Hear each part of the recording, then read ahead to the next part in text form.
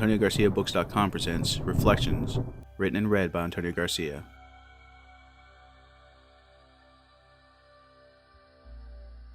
Most people go through their daily lives not realizing that there are thousands, if not millions, of alternate universes existing alongside ours. Whenever you make a decision, in an alternate version of our universe, you decided differently. In this universe, you decided to go left to stop by a local Starbucks to get coffee before work. In another universe, you went right to work to get there early. Most decisions lead you to the same pivotal points in your life, seemingly unaffecting your life in any discernible way. But sometimes, a simple decision to go right instead of left could start a chain of events that lead to your death. We all have the ability to see these other universes, though we rarely know we're viewing them. Whenever you look into a mirror or any reflective surface, you're actually looking into an alternate universe, but one that the other you is at the same exact place you are. Often, there are moments when you are the only one in the neighboring universes that passes by a particular reflective surface at the exact moment in time, or your other self is in the reflection but not in the same exact spot as you. In these times, if you were paying attention, you would see that your reflection is just a little bit or a lot off. In the end though, how many of us really pay attention to each reflective surface we pass? And even if we do, how many of us really pay enough attention to notice that something minor is off, like an exhale instead of an inhale, or a hand curled slightly different? Ron was ready for another day at work. Recently, he had been promoted and even been given his own office. It seemed he had been making all the right decisions and life was good. "Hi, Marie," he said, walking past the front receptionist. "Hi, Ron," she replied, and then with a smile, Sir?" Ron smiled back. His promotion wasn't that big a deal, and no one was going to start calling him sir, but he appreciated her adulation. "Thanks, Marie," he said, walking past her to get to his office. The rest of his workday consisted of handshakes and a lot more work piling up on his desk. By the time 5 o'clock arrived, he was ready to leave and get home and relax. Walking home, he was feeling good. He had worked hard to get to where he was, and he wanted to start looking for ways to enjoy the finer things in life. He stopped in front of a store window to admire the mannequins in their nice outfits. "I can pull that one off," he thought, admiring a winter attire combination. Something caught his attention out of the corner of his eye. Across the street was a man standing, wearing a black trench coat and a baseball cap. He seemed to be watching him. When he turned to get a better look at the guy, he was gone. Ron didn't know why, but he felt a sense of dread grow within him, and he quickly walked away from the store, continuing home. As the evening progressed, he couldn't shake the image of the man who seemed to be watching him from across the street, and then suddenly disappeared. He finished the night reading a book called The Sins of the Fathers by Antonio Garcia. He read every night until his eyelids began to get heavy. He laid the book down and walked to the bathroom to brush his teeth. He was brushing his teeth, half awake, when suddenly he dropped his toothbrush. It made a click as it fell into the sink. The cause of him dropping his toothbrush so suddenly was that when he glanced up into the mirror, he saw the same man who had been watching him earlier, now standing in his bedroom. Realizing that he had been noticed, the man charged Ron. Ron turned to face his attacker, but when he turned, the man was gone. "Oh shit, I'm losing my mind," Ron thought, as his chest heaved. He let out a sharp cry. As he turned back to the mirror to see in its reflection, the man was back, this time seemingly dragging Ron out of the bathroom and into his bedroom. It's a strange sensation to see that your own reflection has been replaced with a reflection of you being attacked, while the real you stand watching. Ron did not know how to react. The reflection was so real that he could almost feel the struggle that the other man was in, but every time he turned away from the mirror towards his bedroom, it was serenely quiet. His brain tried to rationalize what was happening. Have I been drugged? Am I hallucinating? Is this the future I'm witnessing? All these questions ran through his mind as he tried to understand what he was seeing. The two struggling men would disappear around the corner, only to reappear moments later. Each time the men disappeared around the corner, Ron would run out of the bathroom to see if he could see what was happening, but each time, he ran into an eerily quiet room with no signs of distress. In the end, he watched as the other him struggled, while his attacker choked him from behind. Slowly, the other him struggled less, as his strength seemed to fade, and eventually fell limp. His attacker laid Ron's twin to the ground, and placed his fingers on Ron's double's neck to ensure he was dead. Satisfied that the deed was done, the attacker walked into the bathroom, and Ron found himself looking at the man looking at him. The attacker was standing in front of Ron as if he was now Ron's own reflection.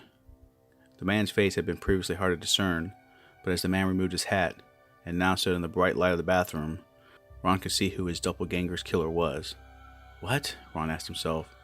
He had recognized the man immediately. He was the husband of a woman he knew. She was a co-worker who he had begun an affair with.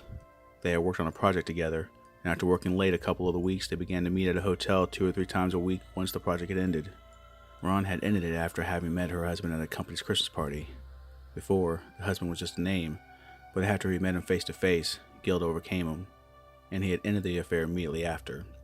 He watched as the husband splashed some water on himself and looked into the mirror. He didn't seem to be able to see Ron.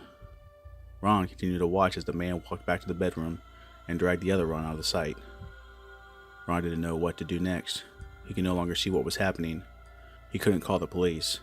What would he tell them anyways? All he could do was continue to watch, as a short time later the husband walked past the bathroom on his way out of the bedroom. Sleep did not find Ron that night. As he lay in bed, he felt that he was laying where his other self may have been placed. The next day, he went through the day in a daze, as he drank coffee after coffee, trying to keep himself awake. He saw Mindy, the woman he had the affair with, but avoided her each time he saw her. Finally, 5 o'clock arrived, and he was able to leave for the day. He didn't want to go home, but he was too tired to do anything else. As he walked down the street towards his apartment, he stopped by another store window to examine his appearance. He looked as bad as he felt. Ron froze as his reflection turned away from the window and walked to the crosswalk. It's a strange feeling seeing your reflection walk away from you. He couldn't help but stare. He watched as his other self looked both ways, and seeing no cars began to cross.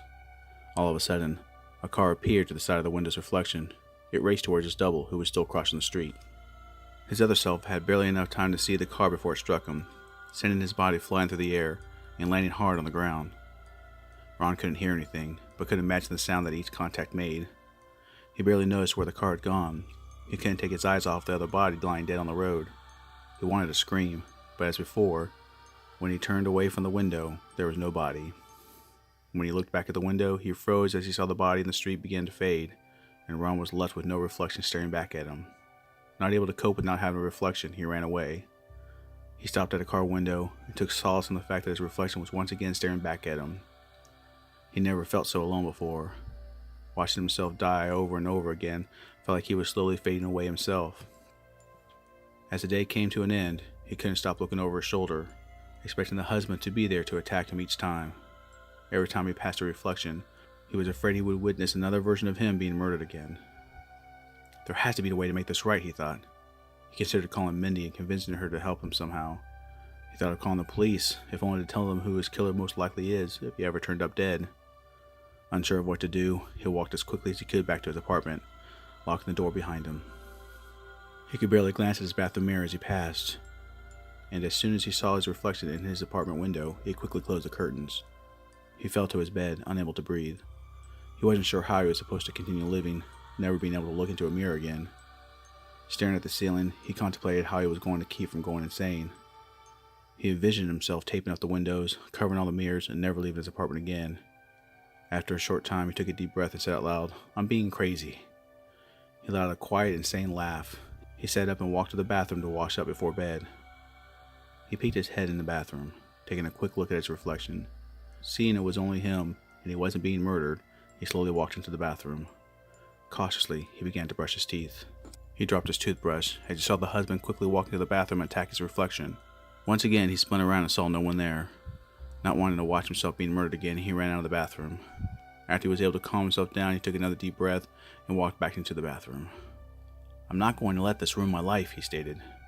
He bent over to splash some water on his face, and when he came up, he jumped again as he saw the husband once again into the bathroom and attack his reflection. Keep it together, he repeated to himself.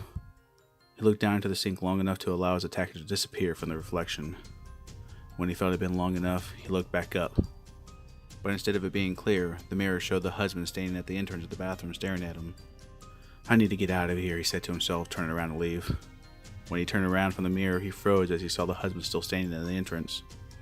Before Ron could say or do anything, the man attacked, stabbing him several times. Bleeding, Ron turned away from his attacker and saw another him watching him die. His reflection looked on, his eyes filled with terror.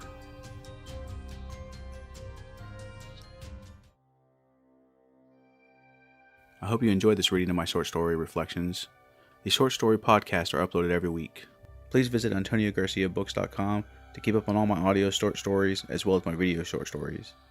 There you can also order a signed copy of my mystery novel, Sins of the Fathers, and pre-order my upcoming fantasy novel, Black Knight. You can show your support by following me on Goodreads, Facebook, YouTube, and Spreaker, all of which are listed on my website. Again, I hope you enjoy the short story and you join me again next week.